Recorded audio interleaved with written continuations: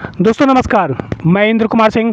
आज अपनी पैदल यात्रा के दौरान हम सिराथू के रामपुर धमावा गांव में हैं, जो एक ऐतिहासिक गांव है जहां पर 12 मजरों का एक ग्राम सभा है। इस ग्राम सभा के और उत्तर प्रदेश के बहुत ही होनहार और कर्मठ समाज सेवी श्री भानु प्रताप सिंह जी के साथ हम बात करेंगे अमेरिका के द्वारा लगाए गए टैरिफ, अमेरिका के द्वारा हमारे इंजीनियरों के ऊपर लगाए गए प्रतिबंध, इसके बारे में। सर नमस्कार, एक बार आपका परिचय चाहेंगे कि आप अपने मुंह से दर्शकों को दें। देखिए, मेरा नाम है कुंवर भानु प्रताप सिंह और मैं समाज सेवी हूँ और पिछले 20 साल का मेरा जो है कार्य है। समाज के बीच में कार्य करने का अनुभव है, युवाओं के बीच में कार्य करने का अनुभव है और इस जनपद कौशाम्बी का जो जनता का प्रेम मिला, एक चर्चित व्यक्ति हूँ। और वैश्विक परिदृश्य पर भी जो है मेरी नज़र रहती है कि विश्व में क्या चल रहा है और विश्व में क्या गतिविधियाँ चल रही हैं, तो उस पर भी मेरा जो है चिंतन रहता है। इस समय जैसा वैश्विक परिदृश्य मैं देख रहा हूँ, दो तरफ़ा है कि इसी समय बड़ा पूरी दुनिया में चल रहा है कि अमेरिका किस प्रकार से जो है देखिए, अमेरिका की शुरू से रणनीति रही है पूरे विश्व में दादागिरी करने की। वो कैसे भी हो, वो कई देशों को आपस में लड़ाने के लिए, ये बहुत इंटरनल गेम है, बहुत आंतरिक गेम है अमेरिका का। वो कैसे देशों को तोड़ता है, कैसे वहाँ बड़े बड़े आंदोलन करवा देता है। तो जैसे अभी बांग्लादेश में हुआ, अभी नेपाल में भी उनका नाम आ रहा है। तो भारत जो है जिस प्रकार से तेज़ी से बढ़ती हुई एक अर्थव्यवस्था है, विकास की ओर बहुत तेज़ी से अग्रसित है और जीडीपी बहुत तेज़ी से बढ़ रही है। वो अंतर जो है हम पिछले 20 सालों में, लगभग 42 साल 43 साल मेरी उम्र हो रही है, पिछले 20 सालों में हमने जो अंतर देखा है वो इंफ्रास्ट्रक्चर के क्षेत्र में जैसे भारत ने बहुत ऊंची उड़ान उड़ी है जी। इन 10 सालों में इंफ्रास्ट्रक्चर का काम बहुत अच्छा हुआ है। बहुत अच्छा हुआ है। हाईवे बने हैं, नेशनल हाईवे बने हैं और एक्सप्रेसवे बने हैं, जहां पहुंचने टनल बनी हैं। जम्मू कश्मीर से लेकर अरुणाचल प्रदेश से लेकर जहां जो है बिल्कुल पहुंचना दूभर था, और टेक्नोलॉजी के क्षेत्र में बहुत तेज़ी से आगे बढ़े हैं। तो उससे कहीं ना कहीं जो है अमेरिका जो है और भारत विश्व का एक बहुत बड़ा बाज़ार है, क्योंकि 140 करोड़ आबादियाँ रहती है। तो कहीं ना कहीं पूरी दुनिया की नज़र यहाँ पर रहती है, जिसमें अमेरिका जो है पूरी तरह से पूंजीवाद और बाज़ारवाद है, ठीक ना। तो वो भारत को देख रहा है कि यहाँ लगभग 140 करोड़ आबादी रहती है, तो ये हमारे लिए बहुत बड़ा बाज़ार हो सकता है। और अमेरिका की आबादी मात्र 35 करोड़ है और भारत से लगभग 4 से 5 गुना वहाँ ज़मीन है। तो वो चाहते हैं कि हमारा उत्पादन भारत में बिके और वो अपना मक्का यहाँ बेचना चाहते हैं, अपने पशुओं का जो है दूध यहाँ बेचना चाहते हैं। गाय उनके यहाँ जो गाय होती हैं वो भूसा चारा भी खाती हैं और नॉनवेज से मिला भी चारा जो है उनको खिलाया जाता है, ठीक ना, छुपा खिलाया जाता है। तो सोच रहे किस तरह से बात, इसलिए जो है उन्होंने अपना यहाँ एक डील करने की कोशिश की कि भारत का बाज़ार हमारे लिए खोल दिया जाए पूरी तरह से। लेकिन जैसे ही भारत का बाज़ार खुलेगा, यहाँ जो किसान है पूरी तरह से बर्बाद हो जाएगा। मैं क्योंकि पिताजी हमारे, हम लोग भाई किसान परिवार से हैं, छत्री हैं, तो छत्रियों तो वैसे ही भी जो खेती किसानी शुरू से रही, ज़मीन रही, खेती किसानी करते रहें। तो मैं जो देख रहा हूँ कि इस समय किसानी घाटे का सौदा नहीं है। अब एक बीघे में धान 20,000 30,000 का, 25,000 का आराम से बिक जाता है, गेहूँ 15,000 का आराम से बिक जाता है। तो आज खेती से भी वहीं व्यावसायिक फसलों में मैं बहुत से लोगों से मिला, जहाँ 1 बीघे के केले के उत्पादन में उनको 2 लाख रुपए की बचत आती है।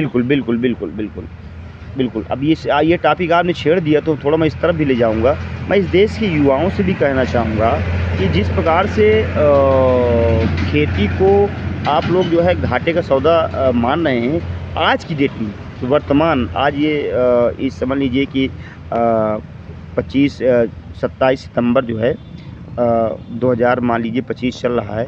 तो आज किसानी जो है घाटे का सौदा नहीं है, ये प्रैक्टिकल है। खेती कभी भी घाटे का सौदा नहीं थी। हाँ। बस हमारे जो नीति निर्धारक हैं हाँ। उन्होंने कभी भी हमें उद्योग का दर्जा नहीं दिया। केवल उद्योग का अगर दर्जा दे दिए होते, हाँ। वो हमें मिनिमम सपोर्ट प्राइस देते हैं, हाँ। न्यूनतम मूल्य। हाँ, न्यूनतम, अधिकतम मूल्य की ओर बढ़ते ही नहीं। हाँ बिल्कुल बिल्कुल सही है, वो न्यूनतम मूल्य देते हैं। और हम न्यूनतम मूल्य में भी खुश हैं। हाँ अगर जैसे विदर्भ को छोड़ दिया जाए, विदर्भ में सूखा पड़ता है, वहाँ पानी अंडरग्राउंड भी नहीं है, बाकी पूरे भारत में कहीं भी किसान आत्महत्या करते नहीं मिलता, मतलब वो संतुष्ट है, वो पर्याप्त, उसको न्यूनतम समर्थन मूल्य में भी वो जीवन यापन कर पा रहा है। लेकिन यदि खेती जैसे खेती करते हैं, खेती के साथ साथ हम ऐड कर लें, पशुपालन ऐड कर लें, तो इस समय देख, पहले दूध तो लोगों के पास होता था, लेकिन दूध कहाँ बेचे इसकी कोई व्यवस्था नहीं थी।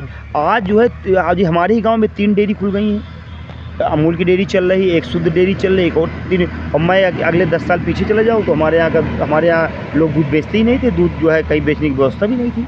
लोग खाते थे, घर में बड़ी दही जमाते थे, घी जमाते थे, खाते थे।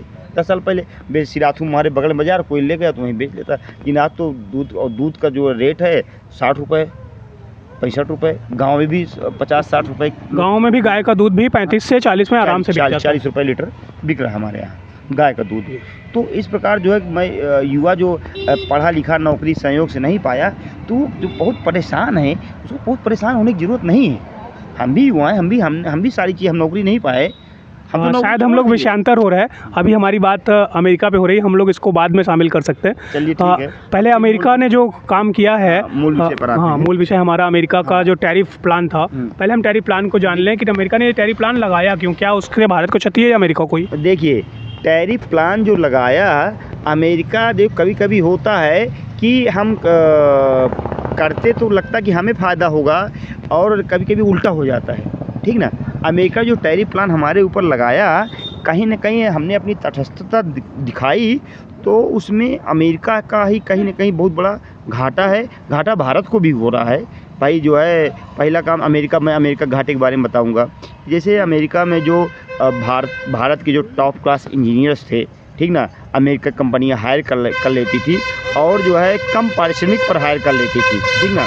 तो अब ये चीज़ें अमेरिका से दूर होंगी, ये चीज़ें, क्योंकि यूरोपियन इंजीनियर्स बहुत महंगे हैं, और जो अमेरिका जो है जब उनको हायर करेगा, अमेरिका की जो कंपनियां उनको हायर करेंगी, तो उनको बहुत ज़्यादा पारिश्रमिक, बहुत ज़्यादा वेतन देना पड़ेगा, बहुत बड़ा पैकेज देना पड़ेगा, जो जिससे उसका बहुत बड़ा ये घाटा होने जा रहा है। दूसरा, हमारा जो रेडीमेड कपड़ों का बाज़ार जो हम वहाँ एक्सपोर्ट करते थे, तो अमेरिका अब वहाँ कपड़े महंगे होंगे बहुत ज़्यादा जो है, तो इससे भी अमेरिका का बहुत बड़ा घाटा होगा। तो वहाँ आम जनता और उद्योगपति दोनों को बहुत बड़ी निराशा हाथ लगने जा रही है अमेरिका। हाँ। कभी कभी क्या होता है, किसी राष्ट्राध्यक्ष का जो है कि तानाशाही या उसका जो है सबको विश्वास में न लेकर चलने वाला निर्णय जो है, वहाँ की जनता, वहाँ की इकोनॉमी और वहाँ की कंपनियों के लिए घाटे का सौदा होता है। तो जो टैरिफ वार ये चल रहा है, हमको तो यही हमारी जो समझ है कि अमेरिका की इसमें बहुत बड़ा घाटा होगा। हाँ, थोड़ा सा भारतीयों की दूसरा पक्ष ये कि भारतीयों में भी थोड़ा सा निराशा है, जो हमारे पढ़े लिखे इंजीनियर्स हैं आईटी सेक्टर के, उनमें थोड़ा निराशा है, लेकिन उनको निराश होने की ज़रूरत नहीं है। भारत विश्व की सबसे तेज़ जो है बढ़ती हुई अर्थव्यवस्था है। मैं आपको जो बताऊंगा, जैसे मैं के लिए ऐसा है कि इन्वेस्टमेंट का भी कुछ वर्क जो है करता हूं एसबीआई का, तो मैंने देखा कि आज के 10 साल पहले यदि कोई वैश्विक स्तर पर कुछ उथल पुथल होती थी, वर्ल्ड वार होता था, या कोई वैश्विक स्तर, अमेरिका भी टैरिफ आ गया था, पूरी जो है जो हमारा शेयर मार्केट पूरी धड़ाम हो जाती, गिर जाती, बिल्कुल क्रैश आ जाता, तब वो तबाह हो जाता। आज क्या हुआ, भारतीयों ने इतना पैसा लगा रखा है मार्केट सेक्टर में कि तबाह होने वाली कोई स्थिति ही नहीं बन रही, कुछ नहीं हो रहा। यूक्रेन युद्ध हो गया, नॉर्मल हो गया, इजराइल उसका युद्ध हो गया, कोई दिक्कत नहीं हुई। अमेरिका की टैरिफ आए, थोड़ा अप डाउन हुआ, थोड़ा बड़ा, लेकिन ऐसा नहीं हुआ कि बिल्कुल बहुत ज़्यादा डाउनफॉल हो गया, नहीं गया। हाँ, बहुत निचले स्तर पर नहीं गया। तो ये बहुत बड़ा संदेश है पूरे विश्व के लिए, पूरे भारत के लिए भी संदेश है कि हम अब उस स्थिति में नहीं हैं कि हमारी इकोनॉमी क्रैश हो जाए, हम सड़क पर आ जाएं। ऐसी स्थिति भारत की नहीं है। भारत बहुत तेज़ी से बढ़ती हुई अर्थव्यवस्था है। देखिए, वेट एंड वॉच, अगर देश सही हाथों में होता है तो कहीं ना कहीं वेट एंड वॉच हमको करना चाहिए। और हमको लगता है कि इस रणनीतिक जो लड़ाई चल रही है भारत की और अमेरिका की और इसके और देशों की, तो उसमें अमेरिका को कहीं न कहीं एक कदम पीछे होना ही पड़ेगा। इसमें वो सफल नहीं हो पाएँगे। मेरा जहाँ तक ये अनुभव है और ये मानना है ऐसा होगा। जैसे उन्होंने एक दाँव चला कि हम अपना जो है क्या नाम से दबाव बनाने के करने के लिए भाई अपना बाज़ार खोलिए, हम जो है अपना दूध बेचेंगे, अपना अनाज बेचेंगे, और भारत तटस्थ रहा, नहीं माना। तो आप लगाइए टैरिफ, क्योंकि किसान बर्बाद हो जाता।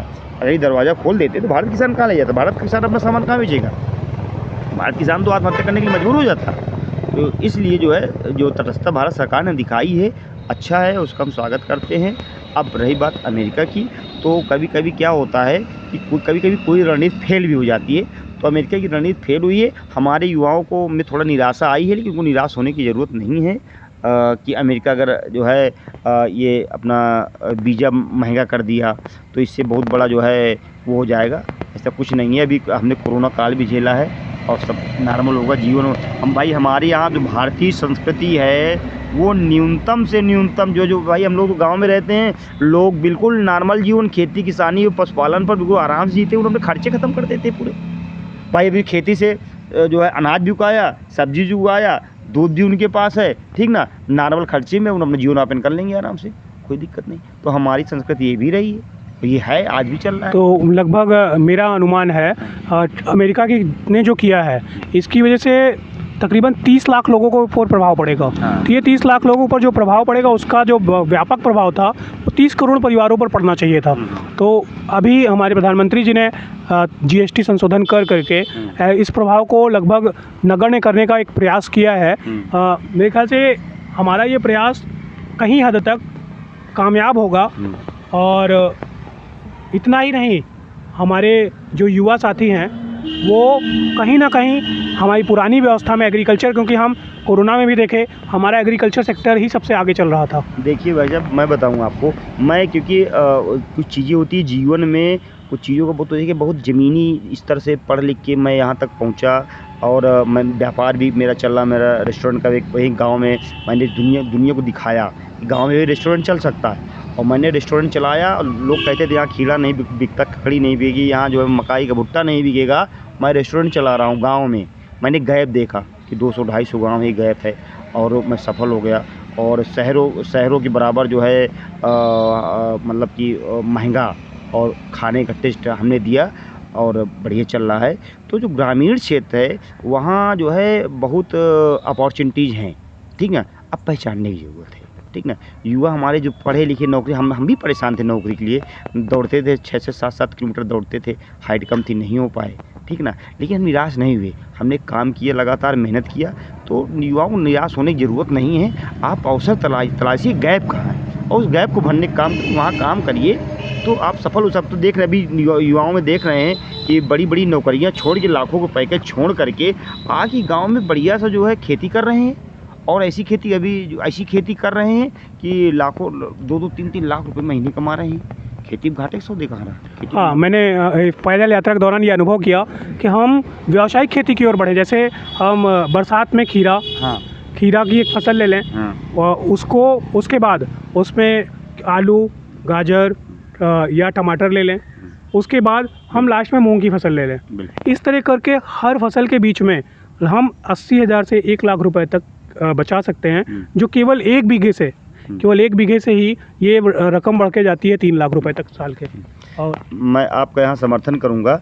एक जैसे आप अभी बोल रहे थे ना, तो जैसे हम आप आपस में बात कर रहे हैं तो युवाओं को लगता है ये मजाक है, लेकिन मैं उन युवाओं को बहुत ही बिल्कुल सख्त संदेश देना चाहता हूँ। सख्त भाषा में प्रयोग कर रहा हूँ, सख्त संदेश दे रहा हूँ कि ये प्रैक्टिकल है लाइफ का, ये प्रैक्टिकल है।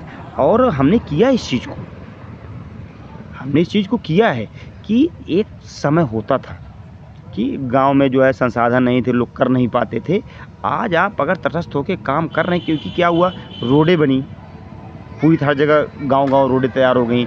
हम लोग कहीं ना कहीं एक्सप्रेसवे से या हाईवे से कनेक्ट हो गए। संसाधन, ई रिक्शा जब से आया, लोडिंग अनलोडिंग या कहीं पहुंचना है, बाइक आई, संसाधन इतने हो गए कि चीज़ें बहुत आसान हो गई।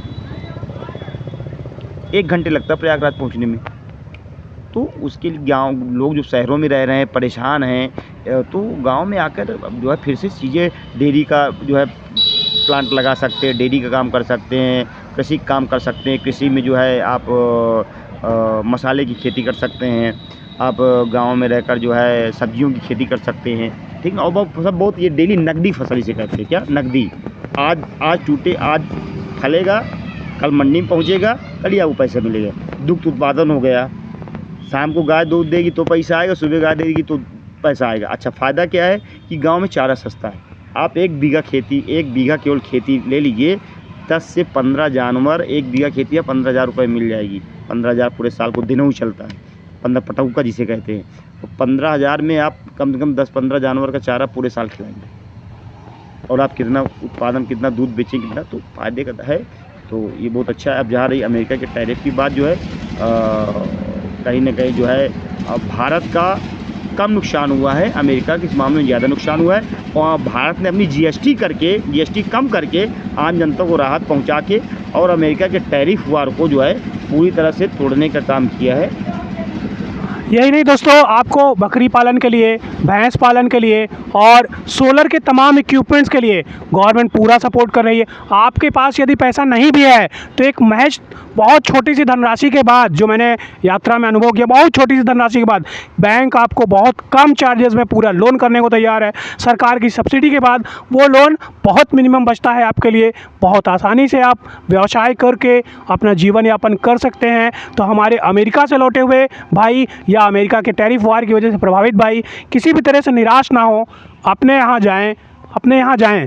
सर, ये संदेश आप दीजिए। देखिए है क्या, अभी देखिए अपने यहाँ जैसे उत्तर प्रदेश में अब मुख्यमंत्री जी की योजना, मैं बता रहा हूँ कि बहुत धंधे व्यक्ति, बैंकिंग का भी व्यवसाय है, बैंकिंग सेक्टर में हाउसिंग लोन और इंश्योरेंस का काम है, बैंकिंग का अच्छा नॉलेज रखता हूँ, स्टेट बैंक का। तो ये अभी मुख्यमंत्री जी की एक योजना चल रही है कि हर 35 साल से नीचे, 35 साल तक के युवा को 5 लाख रुपए तक का लोन बिल्कुल ब्याज मुक्त दे रही हैं। लेकिन उसको आपको खाने उड़ाने के लिए नहीं दे रही है। आप जो व्यवसाय करना चाहते हो उसमें जो है उसका ज़्यादातर पैसा जो है, मान लीजिए आपने यहाँ सामान खरीदा तो उसके नाम पर पैसा जाएगा, यहाँ सामान खरीदा तो उसके नाम पर पैसा जाएगा, और इंफ्रास्ट्रक्चर के लिए भी आपको पैसा देगी। तो लोग जो है अब बिना ब्याज का पैसा, आपको 5 लाख मिलेगा, ब्याज देना नहीं पड़ेगा, 5 साल में चुकता करना है। सरकार बहुत बड़ा सपोर्ट करी, आपको ITR भी नहीं देना है। विदाउट ITR 5 लाख दे रही। तो वो अभी आपको खाद्य प्रसंस्करण का, जो अपने यहाँ मंत्री हैं जो है केशव प्रसाद मौर्य जी, खाद्य प्रसंस्करण की मेरे पास पूरी लिस्ट है। कम से कम 32 उद्योग धंधे हैं, 32 उद्योग धंधे, जिसमें 25 से 35% सब्सिडी, ये छूट है, और उसको आप कर सकते हैं। मेरे पास पूरी इसकी लिस्ट है, जो आपका हर ज़िले में बना होता है। जिला उद्यान विभाग से इस सारे जितने भी जो है प्रोडक्ट हैं, और वहाँ से जो आप कोई मिनी कंपनी लगाना चाहते हैं तो वहाँ संपर्क करके बैंक के द्वारा फाइल लगा के कर सकते हैं। देखिए, जहाँ चाह वहाँ राह। मैं एक अंतिम लाइन कहूँ, जहाँ चाह वहाँ राह। आप अपने जीवन में अगर चाह रखते कि नहीं मुझे बदलना है, तो बदल जाएगा। और घर बैठ के हाई स्कूल, इंटर, BA करने के बाद, एक भारत के जो BA कर लिया वो अपने को शिक्षित समझ लेते, मैं बहुत बड़ा शिक्षित हूँ। उसके बाद स्किल क्या है, स्किल नाम पर वो जीरो है, ठीक ना, स्किल नाम पर जीरो है। और वो बस ये है, वो चाह नहीं, वो BA कर लिए तो कहते बस मुझे सरकारी नौकरी मिल जाए। सरकारी नौकरी 3% है ना, दुनिया कोई सरकार, भारत में अभी तक जो भी सरकारें आई हैं, क्या वो सबको 100% सरकारी नौकरी दे सकती हैं? कोई नहीं दे सकती। सबको सरकारी नौकरी चाहिए। तो ये युवाओं, ये भ्रम दिमाग से कीड़ा निकालना पड़ेगा। 100 में 3 बच्चे ही सिलेक्ट होंगे सरकारी नौकरी के लिए, ठीक ना। 5-10% प्राइवेट सेक्टर के लिए समझ लिए, शेष कहाँ जाएंगे? उनको एग्रीकल्चर में एडजस्ट होना है, एग्रीकल्चर में एडजस्ट होना पड़ेगा, जो है पशुपालन में एडजस्ट होना पड़ेगा, तो आपको व्यवसाय में एडजस्ट होना पड़ेगा। तो आपको इसी चीज़ सोचना पड़ेगा। मैं युवाओं को बिल्कुल संदेश दे रहा हूँ, ये करना ही पड़ेगा। बिल्कुल दिमाग नहीं, आप डिप्रेशन में जाएंगे, कोई बचा नहीं पाएगा आपको, सीधी सी बात है। कल हम बात करेंगे आत्महत्या के विषय में भी, आप इस पर काफ़ी अच्छा जानकारी रखते हैं। तो आज तो काफ़ी समय हो गया, फिर कल हम इस पर भी बात करेंगे। दोस्तों, उद्योग क्या बोलते हैं वो, क्या नाम था, उद्यान विभाग की तमाम वीडियोस मेरे चैनल पे पड़ी हुई है, क्या क्या योजना है, कैसे लाभ है, आप इसको ज़रूर देखिए। जय हिंद, जय भारत।